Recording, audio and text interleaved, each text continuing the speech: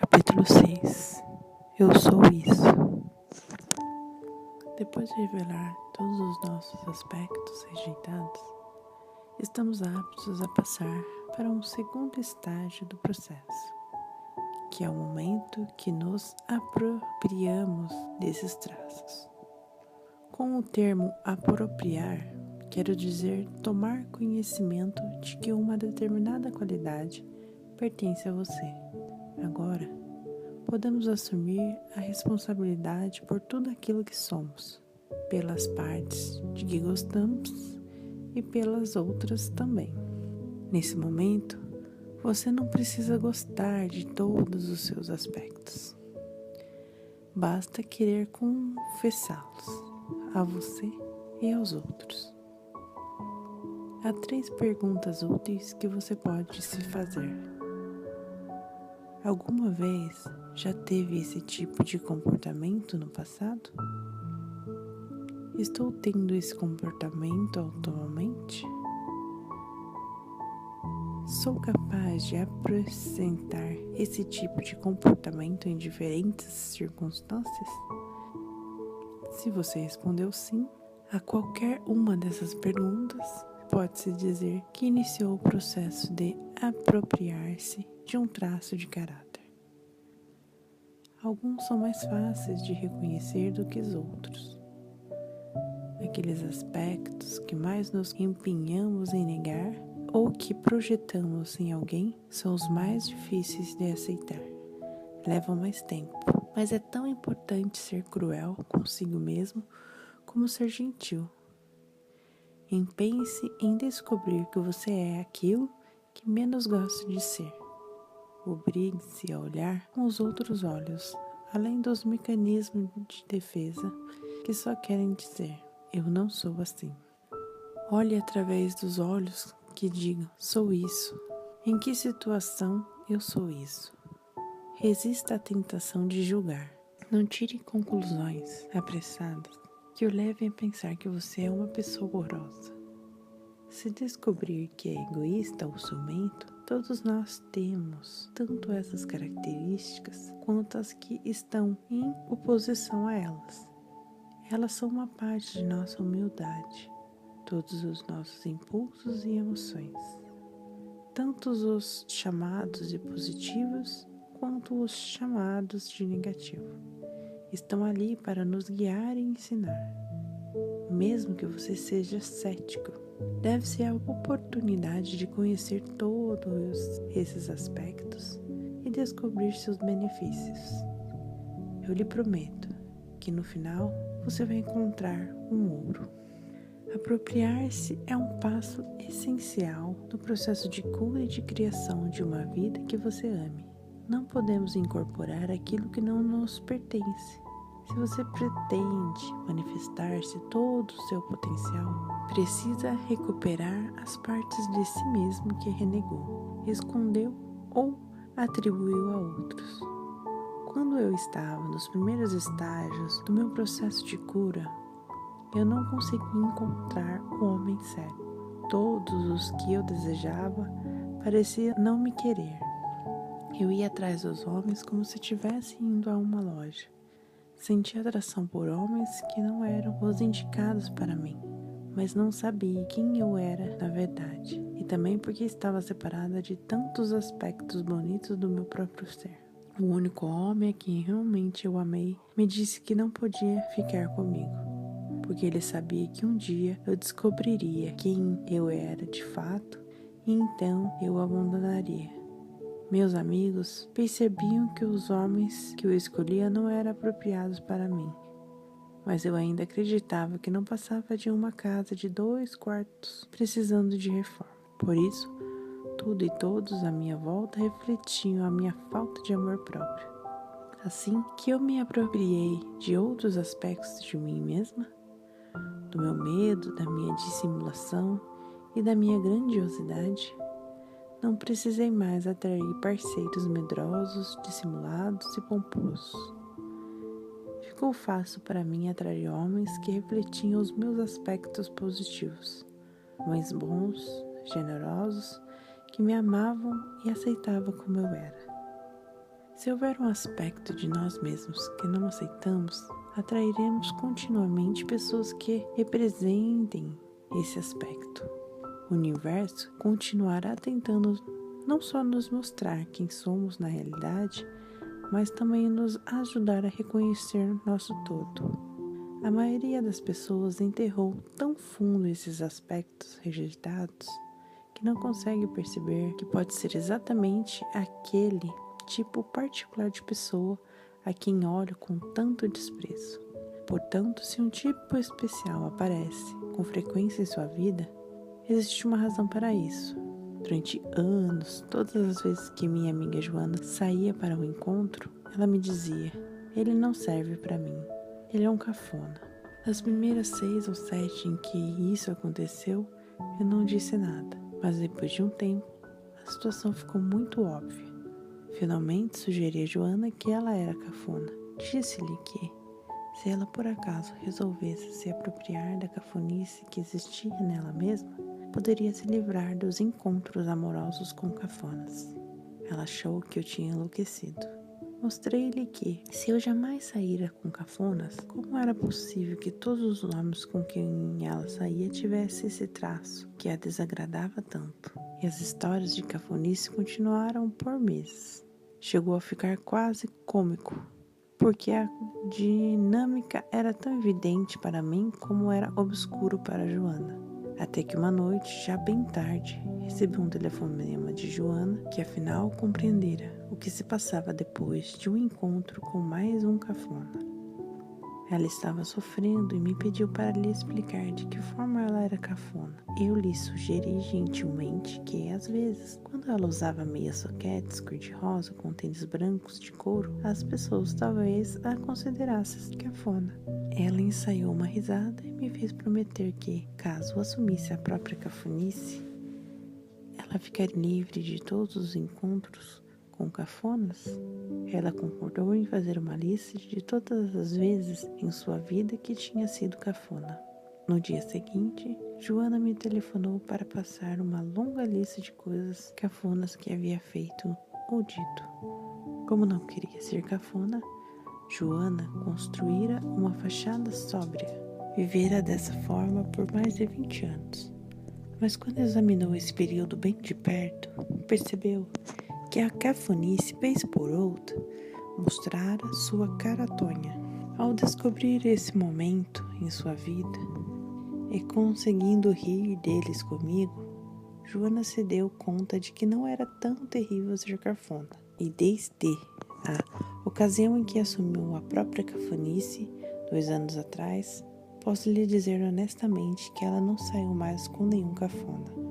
Quando procurou aquilo que a cafonice lhe havia dado, Joana notou que, não querendo ser cafona, construíra uma persona pública sóbria, chique e elegante.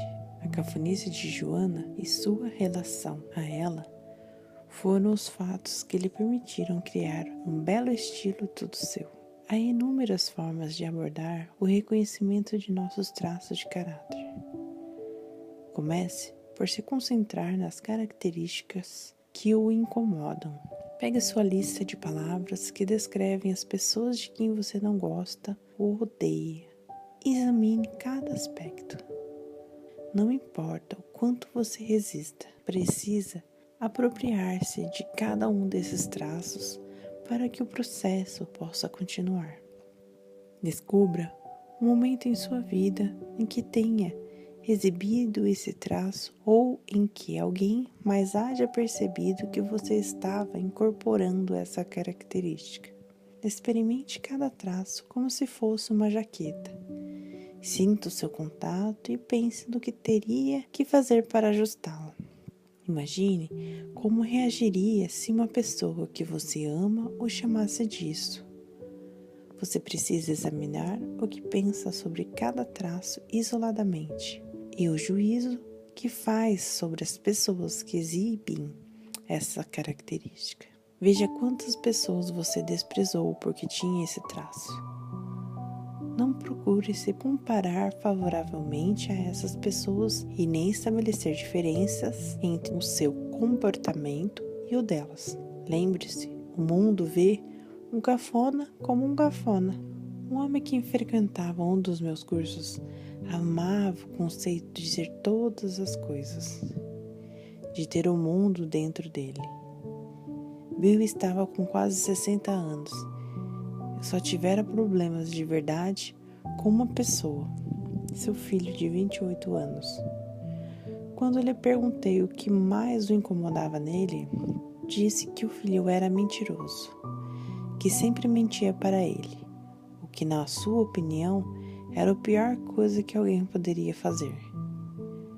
Nunca menti em toda a minha vida, disse Bill. Pergunte a qualquer um que me conhece. Ele estava de tal modo enfurecido que seu rosto brilhava de tão vermelho.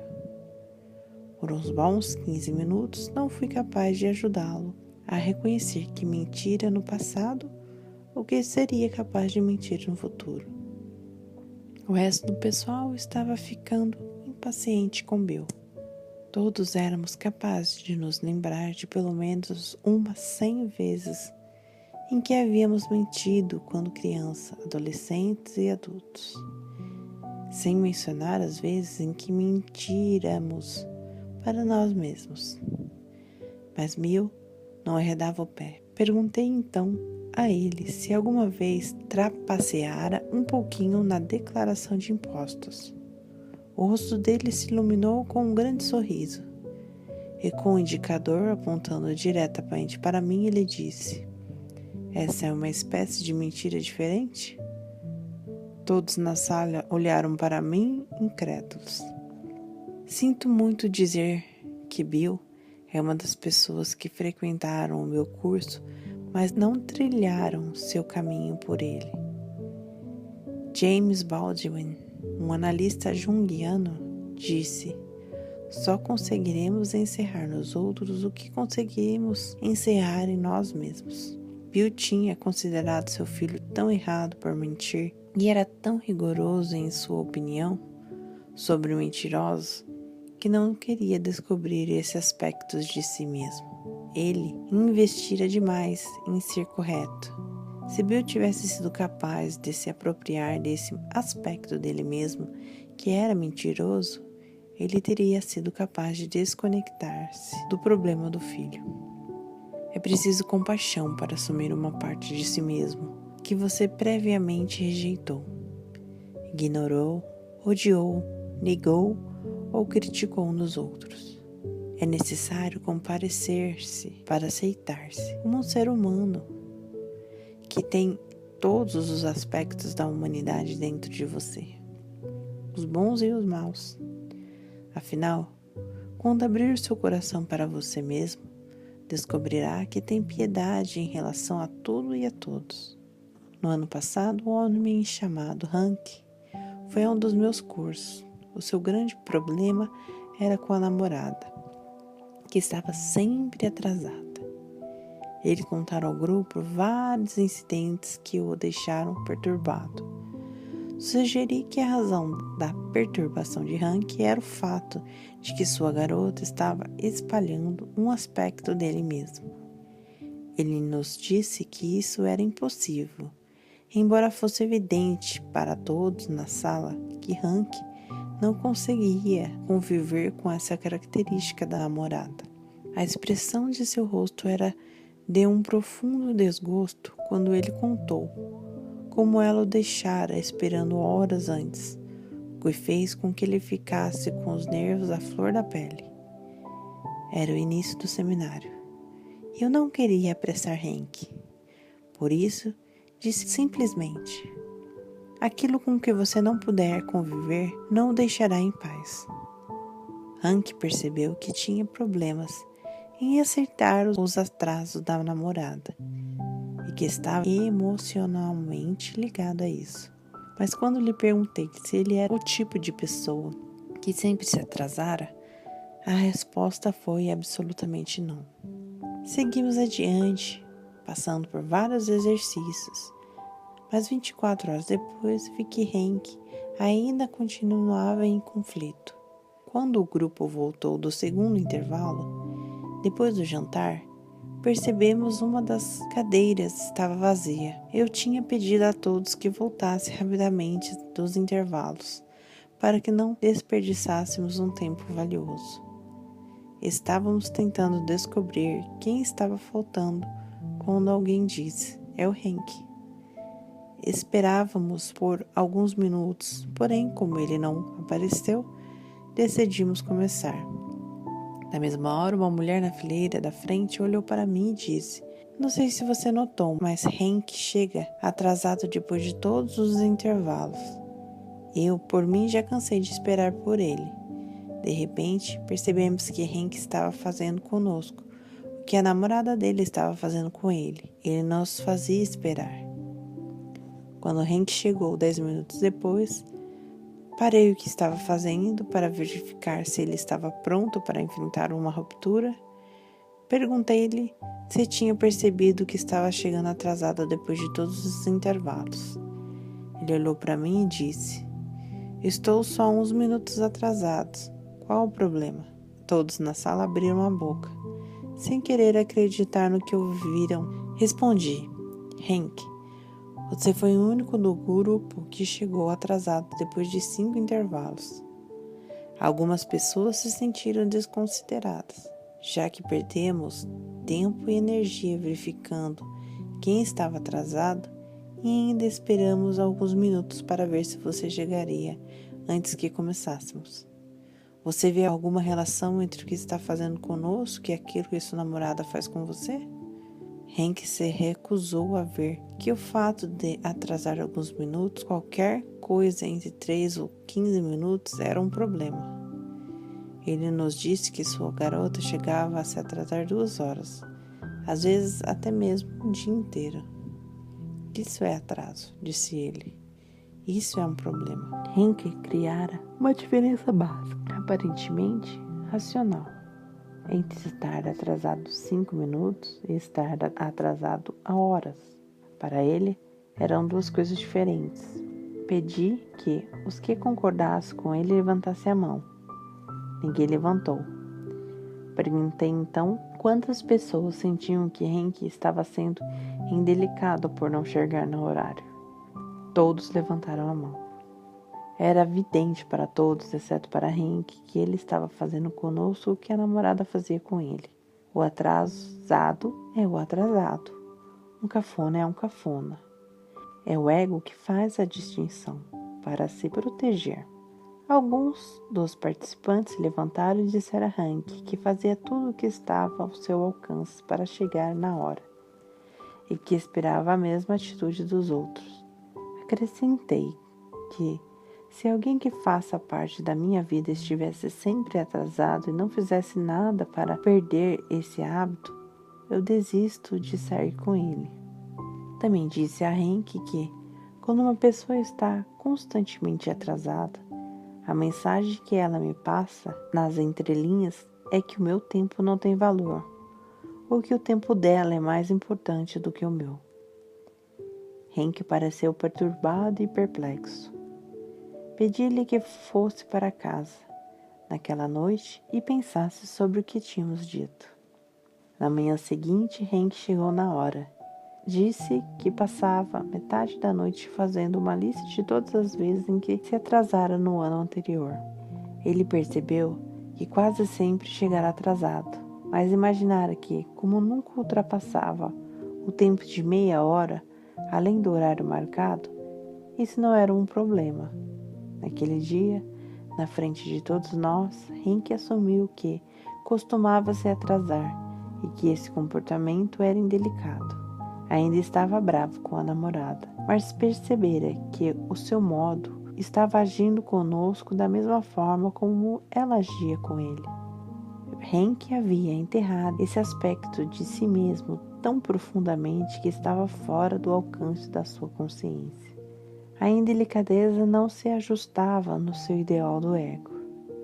Mas assim que Henk apropriou do seu atraso e de sua indelicadeza, seu rosto relaxou. Ele se rendeu internamente de maneira natural. Estava em condição de conviver com mais aspectos de si mesmo. E quando falava do comportamento da namorada, não era com aquele tom de total frustração. Hank conseguiu perceber os benefícios de recuperar as projeções que lançara nela, podendo apropriar-se dos seus próprios traços. Assim, ficara livre para escolher se queria ou não continuar um relacionamento com uma mulher que estava sempre atrasada. Hank achava que era uma pessoa cuidadosa e responsável, mas ele precisava atrair um tipo específico de mulher para mostrar-lhe aspectos escondidos de si mesmo. As outras pessoas espalham o que está dentro de nós próprios. Subconscientemente, estamos provocando isso nelas. É por isso que certo tipo de pessoa e de situações aparecem e reaparecem vezes sem conta em nossa vida. O milagre acontece quando você apropria de um aspecto seu e o assimila. Nesse ponto, a pessoa que está lhe servindo de espelho também deixará de ter aquele comportamento, ou você será capaz de decidir afastá-lo de sua vida. Quando você quebrar a conexão, não precisa mais de uma outra pessoa para espelhar a sua sombra. E como você estará mais inteiro, atrairá de forma natural aqueles que refletem a sua totalidade. Se o nosso propósito, do fundo da alma, é nos tornarmos completos, suscitaremos continuamente aquilo que precisamos enxergar para ser inteiro. À medida que nos apropriamos de mais parte de nós mesmos, pessoas mais saudáveis aparecerão em nossas vidas. Considere durante algum tempo aquilo que você não quer ter. Quando surgir resistência a alguma coisa, não fuja. Procure em volta até conseguir ver de onde vem a resistência. Preste atenção às críticas que você faz. Anote as ocasiões em que você exibiu essa característica. Se você encontrar dificuldade para fazer isso, peça ajuda a um amigo. Lembre-se de que, se você sempre tem em mira um aspecto desagradável de alguém, é porque você tem o mesmo aspecto. Nos meus seminários, quando alguém se apega a um determinado traço e aparentemente não o possui, eu declaro um não assumido. Em geral, isso faz as pessoas darem risada. E quando elas conseguem perceber o não assumido neles mesmos, são capazes de chegar rapidamente à palavra que lhes oferece resistência. As palavras mais difíceis são as relacionadas com o acidente em que sentimos que alguém se portou de maneira errada conosco. Nosso ego resiste a apropriar-se de características que nos farão desistir de culpar alguém pelas condições de nossa vida. A maioria das pessoas passa um longo tempo armando casos contra aqueles que lhes causaram algum mal. Oprah Winfrey, em um discurso da formatura, disse: transforme suas feridas em sabedoria. Em vez de guardar ressentimento, aprenda com elas. Procure ver como você foi beneficiado por suas mágoas. Para onde elas o conduziu? Quem está em sua vida nesse momento e que poderia não estar se você não tivesse tido uma experiência particularmente infeliz? E de que forma o fato de você se manter apegado aos seus sentimentos não impede de realizar seus sonhos? Quando você usar aquilo que o feriu para crescer e aprender, não precisa continuar sendo vítima. Olhe para quem o magoou, examine que os aspectos da pessoa se ligam a você.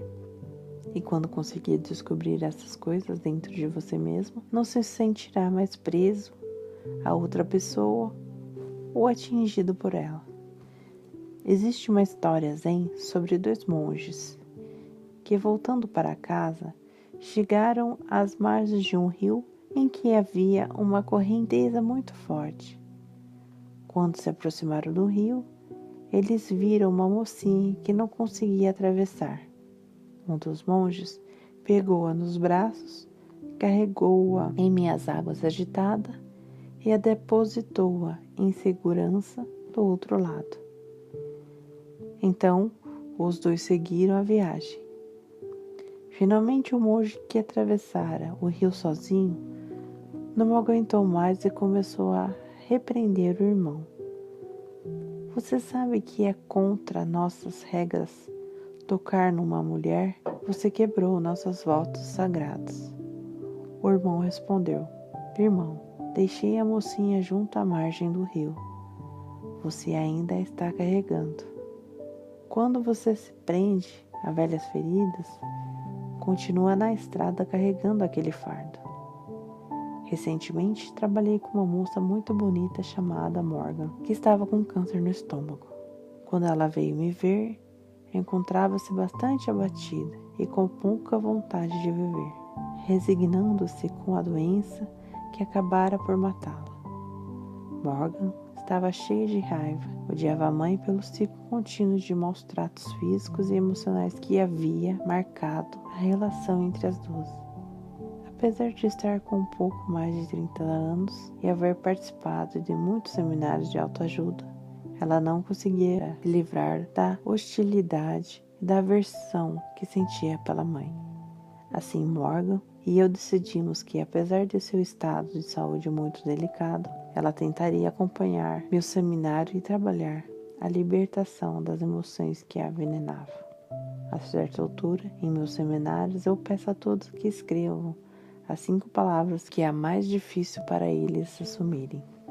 Fazemos então um exercício de espelhamento com parceiros, até que cada pessoa não sinta mais nenhuma carga emocional em relação a nenhuma das 5 qualidades. Por exemplo, se uma das minhas palavras fosse incompetente, eu poderia dizer: eu sou uma incompetente.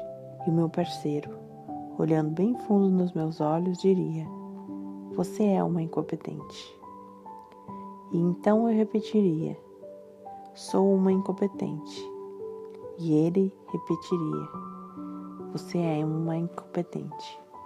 Isso continuaria até que eu não me importasse mais com o fato de ser incompetente ou de você me chamar de incompetente. O fato de dizer a palavra em voz alta diversas vezes quebra a nossa resistência em ser chamado de determinada coisa e de assumir aquela qualidade. Antes de começarmos, eu normalmente dou uma volta pela sala e verifico as listas das pessoas, porque elas costumam deixar de fora palavras que estão evidentes para os demais participantes, mas que permanecem ocultas para elas mesmas. Quando cheguei no lugar de Morgan, ela estava ocupada com suas palavras, mas percebi que um termo que ela sempre usa quando se referia à mãe não constava na lista. Sabendo que isso era uma coisa muito importante para ela assumir, eu disse à parceira de Morgan para trabalhar com a palavra louca. Morgan olhou para mim, aborrecida. Ela me disse: não sou louca, e você sabe disso. Uma vez mais lhe repeti que somos tudo, e então ela não poderia deixar de ser louca. Disse-lhe que ela poderia me chamar de louca, que eu não daria a mínima importância a isso. A parceira de Morgan também não se importava de ser chamada de louca. Morgan se contorceu, depois chorou, e em seguida disse que achava que ia vomitar. Ela não era capaz de dizer que era louca. A palavra não conseguia sair de sua boca. E eu, a parceira de Morgan, olhamos para ela e gritamos: louca, diga. Assuma isso, Morgan. Louca, perguntei-lhe. Morgan, diga-me, quando na sua vida você se comportou como uma louca? Morgan narrou diversos incidentes que claramente poderiam ser considerados insanos, mas a palavra louca ainda bloqueava. Tudo o que queria ouvir da parte dela era: sou louco. Eu sabia que se ela conseguisse repetir essa palavra um número suficiente de vezes, o termo perderia a energia e o domínio que tivera sobre a vida dela. Aquilo que tememos sempre aparece, e para Morgan, a loucura surgira sob a forma de doença. Ela não tinha liberdade, porém agora estava prestes a assumir seu maior medo e seu pesadelo.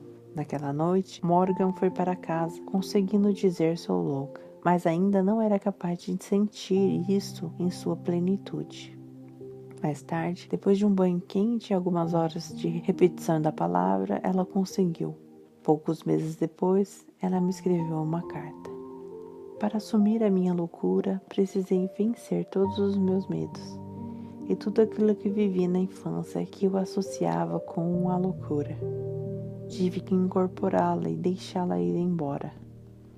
No momento em que a incorporei, caí de joelhos e comecei a rezar.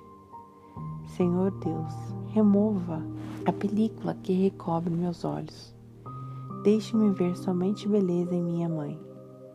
Durante os 45 minutos seguintes, rezei com o mais autêntico fervor para remover o juízo que eu fazia da minha mãe e de mim mesma, para aceitar que ela fazia o melhor que podia. Rezei para que eu conseguisse perdoar a mim mesma por ter blasfemado inconscientemente, por ter sido prejudicial a mim mesma, por não ter amado, por ter ficado doente. Senti-me tomada por uma estranha paz.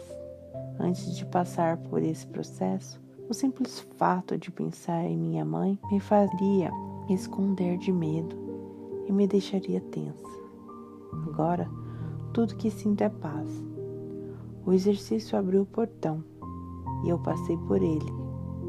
O câncer parou de se espalhar e começa lentamente a retroceder. Morgan está livre do câncer. Os exames não mostram mais sinais da doença. Quando ela parou de odiar aspectos de si mesma, foi capaz de perdoar a si e a sua mãe. Hoje ela me contou que o mais difícil no processo todo foi se apropriar da palavra louca. Seus olhos estavam selados quando chegou a hora de ela ver a mãe dentro dela. Mas assim que se deu conta de que estava morrendo de ressentimento, permitiu a si mesma assumir a totalidade do seu ser. Apropriar-se da sombra restaura a tendência natural do corpo a se recompor como um todo. Quando você está completo, ficará curado.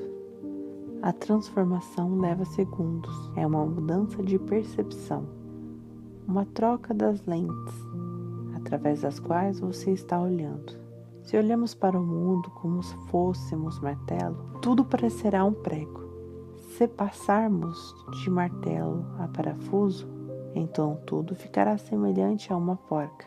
Nossas percepções são sempre distorcidas pelo que vemos em nós mesmos e pelas decisões que tomamos sobre o que é bom ou ruim, certo ou errado, de que gostamos ou não.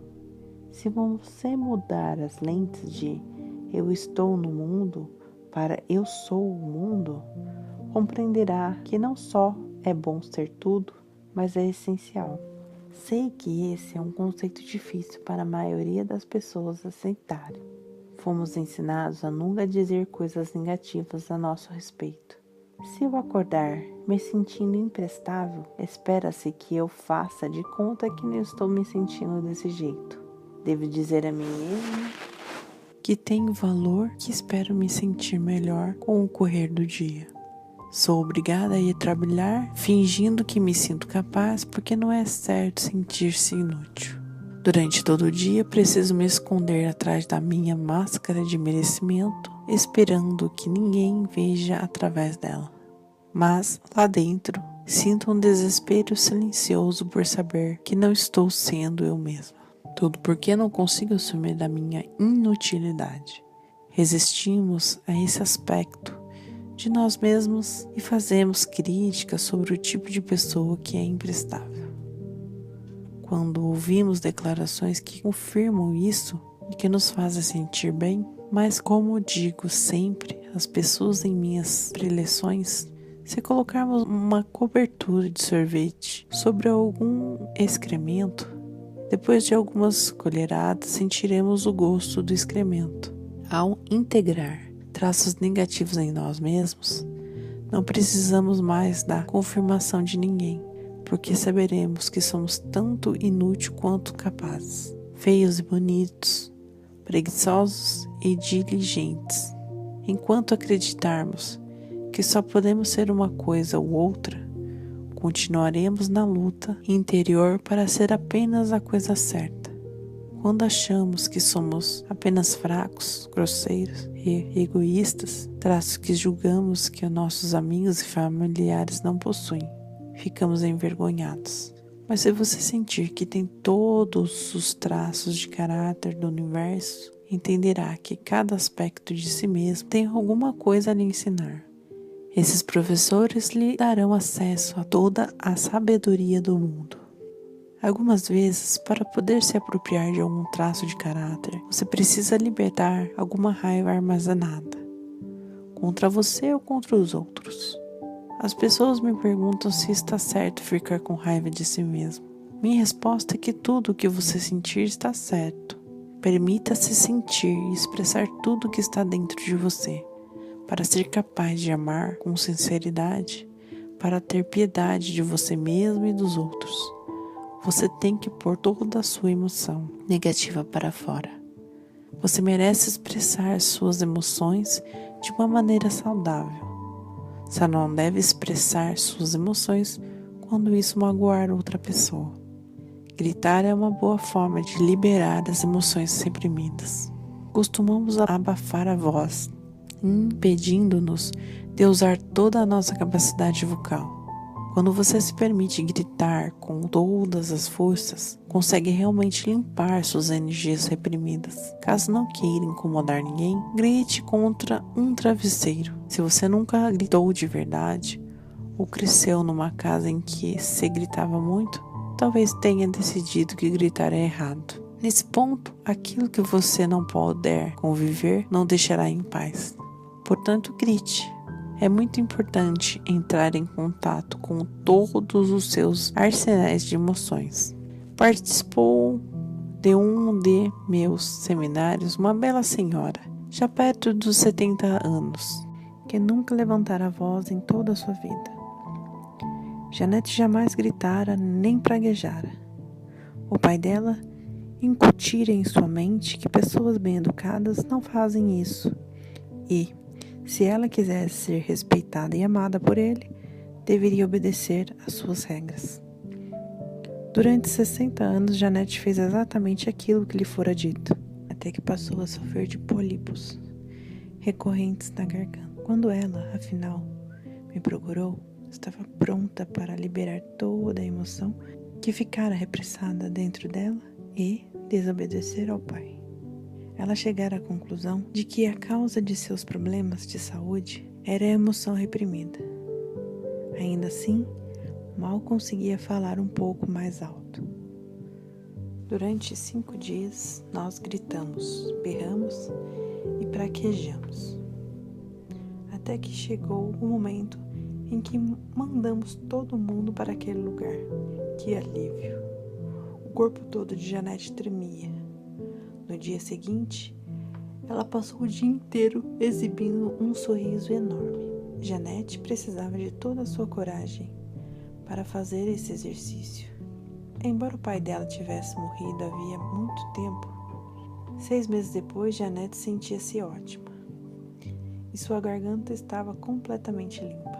Ela estava se expressando com alegria, sentindo que por fim fizera as pazes consigo mesma e com o pai.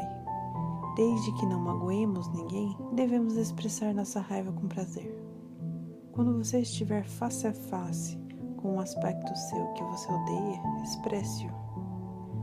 Expresse-o com a intenção de liberar todas as suas críticas, sua vergonha, sua dor e sua resistência em recuperar esse aspecto seu que você rejeitou. Meu jeito favorito de liberar a raiva é dar pancadas com o bastão.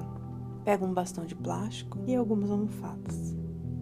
Então, me ajoelho diante de uma pilha de almofadas, levanto o bastão acima da cabeça e bato nas almofadas com toda a força. Imagino que minha pilha, qualquer traço de caráter ao que eu resisti, e golpeio com firmeza. Depois de liberar toda a emoção, fica muito mais fácil ir até o espelho e assumir aquele traço. Se o incorporarmos internamente, não precisamos mais criá-lo externamente. Uma das minhas melhores amigas, Jennifer, estava convencida de que estava sendo seguida. Jennifer via a mesma mulher em todos os eventos públicos a que comparecia. Tinha certeza de que aquela mulher a estava seguindo. Ela é má, Jennifer me disse. É claro que, como a boa amiga que sou, disse a Jennifer, você é má. Ela ficou furiosa comigo e desligou o telefone gritando, eu não sou má. Durante quase um ano, aquela mulher continuou aparecendo em todos os lugares a que Jennifer ia e sempre arruinava a noite da minha amiga. No final daquele ano, Jennifer foi ao Havaí para uma conferência. Ela tinha ficado na expectativa daquele evento por meses. Sem dúvida nenhuma, já na primeira palestra a mulher apareceu. Jennifer ficou horrorizada e me telefonou do Havaí. O que eu preciso fazer para me livrar dessa mulher? Eu lhe disse que aquela mulher devia estar espelhando um aspecto rejeitado dela mesma. Evidentemente, Jennifer devia ter alguma coisa que a tornava tão ligada àquela mulher. Perguntei a ela, que ideia você faz sobre ser má? Jennifer me respondeu que logicamente era terrível ser má e que pessoas más fazem coisas ruins. Tentamos refletir sobre as vezes em que ela fora má. Ela se lembrou de diversos incidentes em que fizera coisas mesquinhas contra sua irmãzinha e que podiam ser consideradas más. Ela se sentira profundamente envergonhada daqueles momentos e decidira ser uma boa pessoa. Na mente dela, pessoas boas não podiam fazer coisas más. Eu lhe expliquei que não é possível conhecer o bem sem conhecer o mal, da mesma forma que não conhecemos o amor sem sentirmos o ódio. Se formos capazes de ter o mal ou o ódio em nós mesmos, não precisamos projetá-los nos outros. Eu disse a Jennifer para tentar ficar diante do espelho do banheiro e dizer a si mesma, eu sou má. Até que não fosse mais importante negar esse aspecto. Depois de uma hora na frente do espelho, Jennifer estava tão brava que se sentou e escreveu uma carta para a mulher que julgara estar seguindo. Jennifer se permitiu xingar a mulher com os nomes mais grosseiros de que ela conseguia se lembrar. Para expressar toda a sua raiva, foi completamente honesta e assim conseguiu se sentir aliviada e melhor. Jennifer precisava dar voz à sua dor, à sua raiva. Depois de escrever a carta, rasgou-a em pedacinhos, voltou ao espelho e se apropriou da sua maldade. Já que conseguira encarar aquele seu traço de caráter, ela podia também encarar a outra mulher. Ela conseguira quebrar a conexão. Quando Jennifer viu a mulher no dia seguinte, cumprimentou-a e passou adiante sem sentir mais nada. Nunca mais viu a mulher. Isso é a liberdade. A dor de perceber nossas falhas nos leva a encorajá-la, nos leva a encobri-las.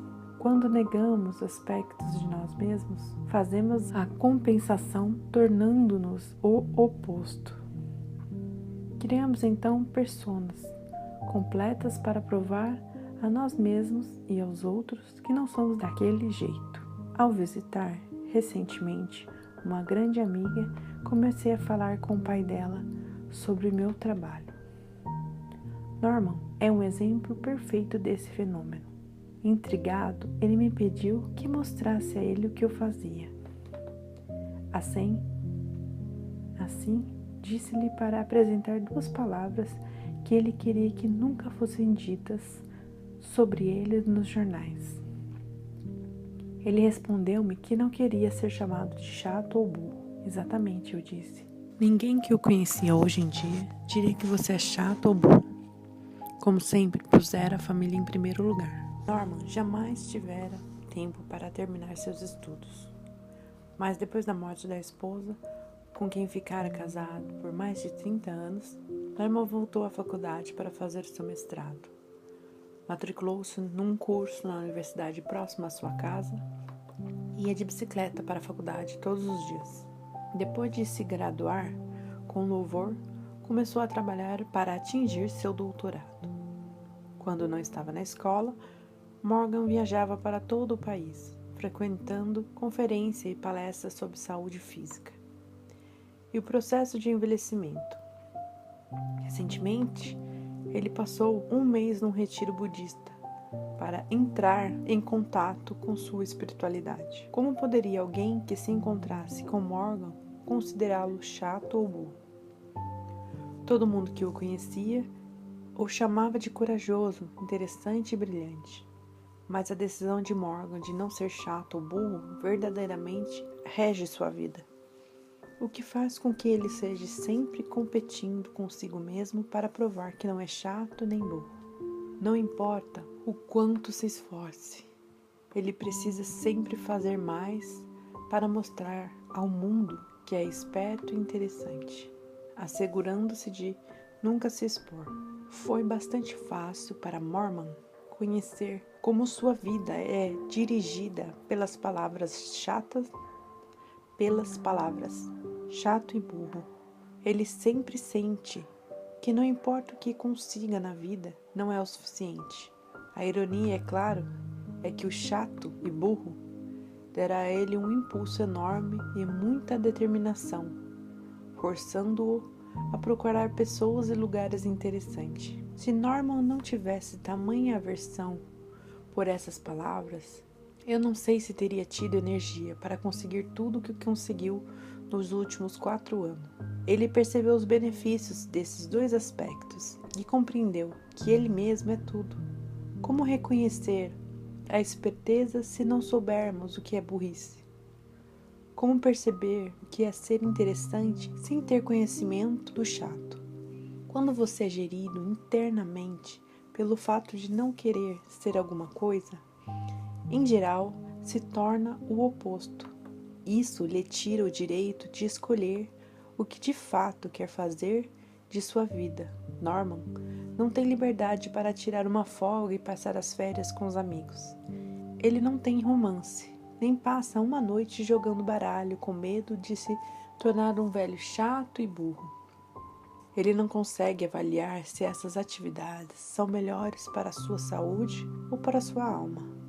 Quando você não se apropria de um aspecto seu, ele passa a dirigir a sua vida. Se olhando bem de perto, todos nós podemos ver onde somos chatos e burros. Se formos honestos e não estivermos relevando esses aspectos atualmente, então devemos identificar uma ocasião em que tenhamos sido chatos ou burros no passado. Nossas opiniões a respeito de nós mesmos são as mais importantes. Se nos sentimos bem em relação à nossa vida, raramente nos importamos com o que os outros dizem. No caso de Norman, ele passara os últimos 3 anos enterrado nos livros, trabalhando febrilmente para estar entre os primeiros da classe. Algumas pessoas até podem dizer que ele é chato, porque tudo o que faz é estudar. Outros talvez digam que ele é burro, por estar perdendo tempo em ir para a faculdade. Até que Norman consiga amar a parte dele, que é chata e burra, e integrar esses aspectos em sua psique. Continuará se esforçando para provar ao mundo que ele é esperto e interessante. Exaurimos nossas fontes internas quando tentamos não ser alguma coisa. Estamos aqui para aprender com todas as partes de nós mesmos. E para fazer as pazes com elas, para sermos pessoas verdadeiramente autênticas, precisamos admitir nossos aspectos que amamos e aceitamos a coexistência deles com todos os outros aspectos que consideramos errados. Quando conseguirmos segurar com amor todos esses traços juntos em uma só mão, sem críticas, eles se integram de forma natural em nosso sistema. Então podemos arrancar as máscaras e confiar no fato de que o universo criou cada um de nós com um desígnio divino. E assim permanecemos levados, incorporando o mundo dentro de nós. Agora vamos para o exercício. Para sermos completamente livres, temos de ser capazes de nos apropriar de todas as qualidades que incomodam nos outros e incorporá-las. Exercício 1. Consulte a lista de palavras do exercício 1 do capítulo 4.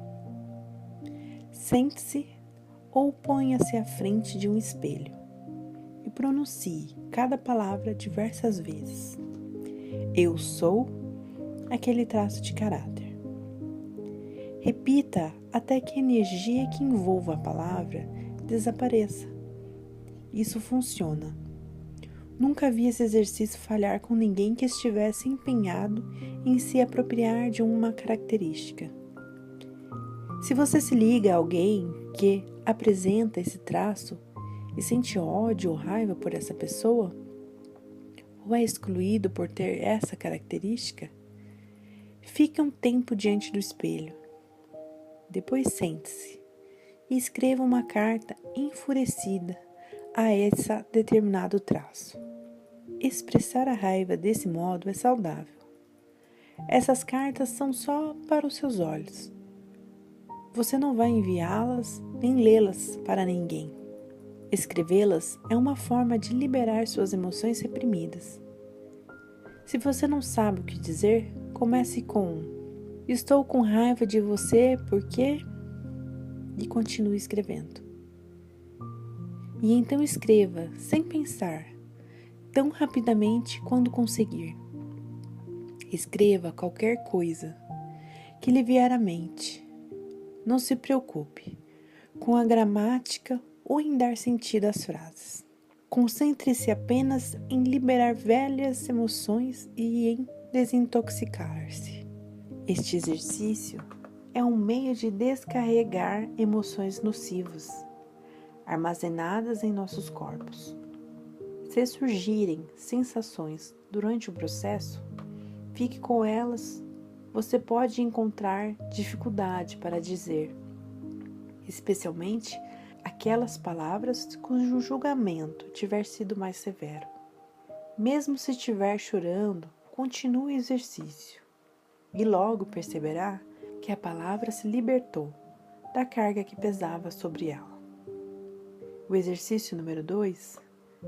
Usando a mesma lista de palavras, procure localizar as vezes em sua vida em que demonstrou esses traços de caráter. Se não conseguir se lembrar de nenhuma vez, pergunte a si mesmo em que circunstância você admite que possa chegar a demonstrar esse traço.